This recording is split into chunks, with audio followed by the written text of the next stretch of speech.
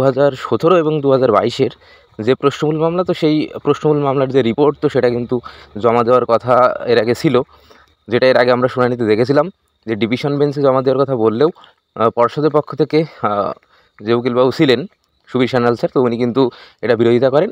তো উনি বলেন যে না, এটা সিঙ্গেল বেঞ্চে জমা দেওয়া হবে।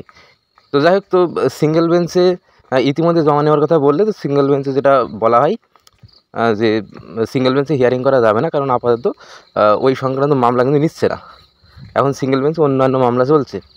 তো এটা একটা বিষয় রয়েছে। আর ডিভিশন বেঞ্চের বিষয়ে যদি বলা হয়, তাহলে ডিভিশন বেঞ্চে তখনকার সময়ে এই যে ট্যান্ডন স্যার আর প্রসেনজিৎ বিশ্বাস স্যার, তো এনাদের যে ডিভিশন বেঞ্চ, তো তখন কিন্তু মামলাটা শুনানি হয়েছিল। যখন এনারা দুজন বিচারক ছিলেন, তখন প্রশ্নমূল মামলা শুনানি হয়েছিল। তো যেহেতু এখন ওনারা দুজন নেই আপাতত, তো সেই কারণে কিন্তু একটা সমস্যা দেখা দিয়েছে।